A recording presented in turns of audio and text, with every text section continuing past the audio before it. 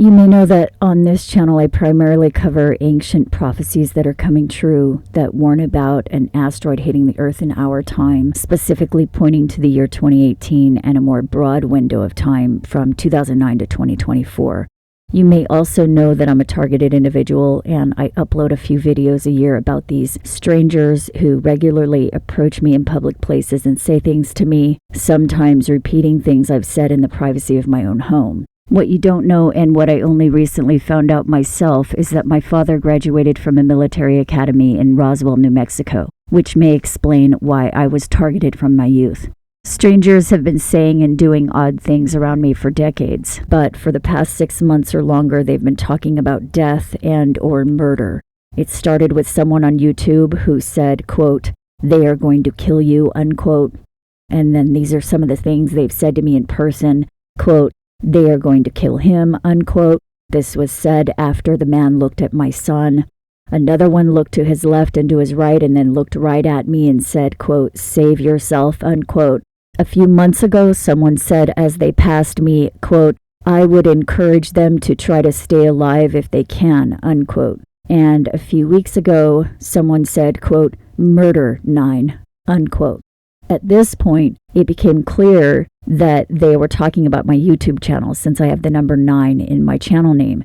But the tone in the person's voice was not threatening. It was more a matter-of-fact tone, as if to say, it's about murder. At first, I took all of this personally, but at this point, it seems that these strangers are referencing my channel and telling me that there's something that is coming that will cause innocent families to die. And that it's not just an indirect event, but it will be murder. And I should tell you to try to stay alive if you can and save yourself and your family. That would make sense because for the past few years, I've stopped talking about personal preparedness on this channel because I've been focusing on the prophecies, which say a huge rescue is going to happen when this event occurs. The prophecy says that no innocent families will die, and the more I study the fulfillments of these prophecies, the more I believe what they say. In addition, I've been trying to give hope to people who have nothing else. Not everybody has the money to build a bomb shelter or buy a bunch of expensive survival gear. A lot of people literally cannot leave where they are. A lot of people are stuck in the cities and they can't get out. Also, the hope that I'm sending out in these videos is not false hope. These prophecies are coming true, and they do say that a huge number of people that cannot be counted, of all tribes and nations, will be rescued when the asteroid hits.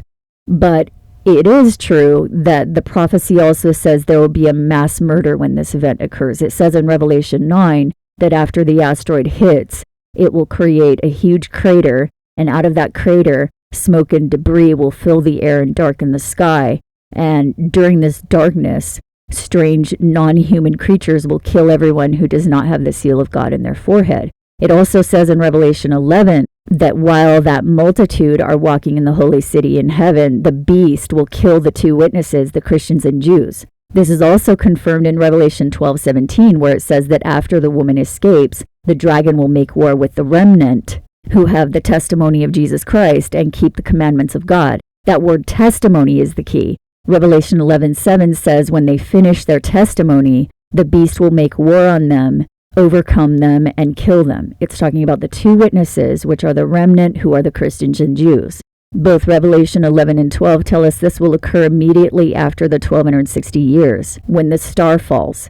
The bottomless pit, on one level, is the asteroid crater. We go into depth about this in another video. It also represents the location in space where the asteroid originates. But in Revelation 11:7, it says the beast ascends out of the bottomless pit. So on one level, it means the beast will rise to power when the asteroid hits.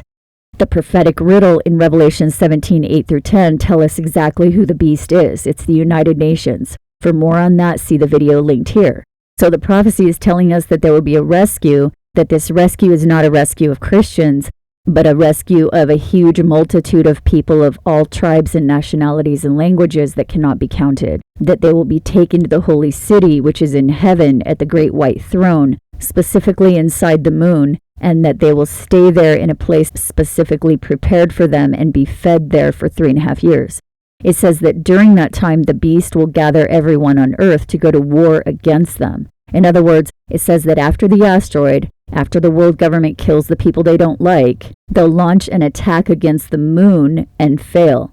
All of this confirms what these strangers have been saying to me. They believe we all should try to stay alive and save ourselves because innocent families will not only die, but in some cases be killed. And this is confirmed also in Ezekiel 5. It says there will be 3 groups: those who will die from the famine and pestilence, those who will die from the sword, and those who will fly to the 4 winds. The pestilence is the asteroid, the famine is what follows from the 3 years of darkness, and the flying to the 4 winds is the rescue. No one knows what group they will be in. The prophecy rebukes the Christians and Jews over and over for assuming that they are already chosen and saved. The prophecy tells us the saving will not occur until the asteroid. No one can be saved by a church. No one will be saved because they recite a religious incantation or participate in certain human ceremonies or rituals. No one, including the government, knows what specific day it will happen or who specifically will be rescued. And for that reason, I'm going to upload a series of short videos on budget preparedness, ways that anyone, even with very little money, can prepare themselves and their families for any type of disaster. So look out for those videos coming up in the next few weeks. For more information and proof that the ancient prophecies have been fulfilled in recent years, see the playlist at the end of this video. I hope you're doing well, and I'll talk to you next week.